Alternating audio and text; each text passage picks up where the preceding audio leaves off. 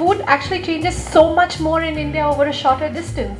Exactly. Like you might travel just 25 kilometers and get something that's dramatically different. There on the street side, at night after a whole night of binge drinking, people go to what they call nightclubs, which are essentially roadside shacks serving kottu paratha. I mean, I have pictures to prove it. They're not actual nightclubs. There are no nightclubs in Thoothukudi. That's a surprise. and like the banner has got, I mean, it's written in Tamil and it's got like these big luscious lips licking.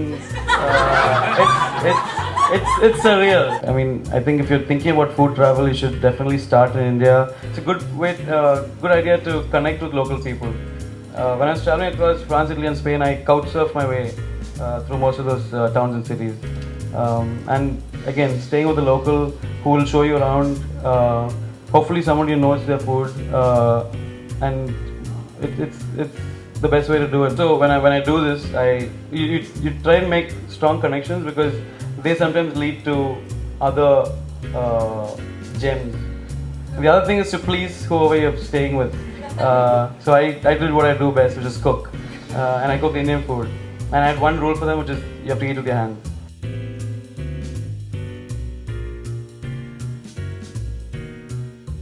No things. So I was like, Mom, no, I'm not going to like one Gurdwara after another with you. She's like, no, come. We haven't taken a vacation together, Mummy, Papa, and you have not taken a vacation together for a long time. So I sat down that night and I looked at where I can eat in Nanded. And that Nanded has this beautiful mix of the interior of Maharashtra with a very strong Sikh influence, and then you have a little Telangana flavor that sort of comes into it. We spend more time eating like this street stall, that street stall. Forget about God, this is like amazing. Then I sort of like made a list of all the Gurdwaras which had the best langar. So then I did a langar comparison in Nanded. I sort of rated each one, then I decided which one I'm going to go back to or darshan on the next day. You do a general search online to see which are the areas which have like the highest concentration of restaurants or the highest concentration of markets or the highest concentration of street food. Then you go there and you walk and you go to the places which have a wait. I was in Cuba in 2007 and then I was in Cuba again for New Year 2014, 2015. In 2007 we went when Fidel Castro was still very active. He wasn't question mark, is he dead or alive? He was still alive, like we knew that for sure. I remember having possibly the worst food I've had in my entire life. I went back in 2014, 2015 because Raul and Obama are now talking. The food has gotten better. I mean, if you want to understand Cuba's politics, there it is. Why do you need to read a book? Just eat. Like Cuba's history, Cuba's geography, like any country will like reveal itself to you through the food. I mean, why didn't they have geography and history lessons in like school over here in Bombay, in India, with like food? We'd just understand it better.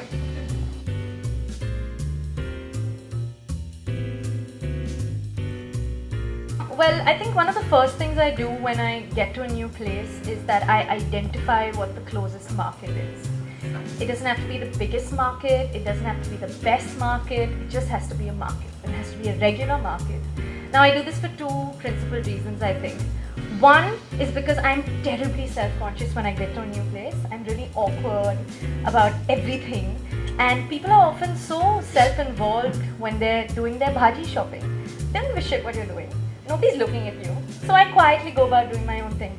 The second reason that I like hitting the markets is because there are mothers and grandmothers there, and they love to talk about food, and they're more than happy to tell you where to cook, what to eat, how to put this strange looking ingredient to use. Some of the nicest recipes that I've ever gotten have been from markets. I just asked my homestay mama, what you do with this, and she said, oh, do you want this? I said, yes, where do you get it from? And she said, you come with me. So the next day I went walking around Spiti's hillside, picking these onion blooms. I went with these women, we pounded it, in the open air, surrounded by mountains. It was just spectacular, and you just have to ask. People are more than happy, and throughout that trip I've been eating sampa and like these really frankly quite tasteless laddus that were made of like barley flour. But then suddenly you look out and you see these barley fields swirling outside, and it's just, to draw that connection between the geography of a place and what's actually on your plate is like super special.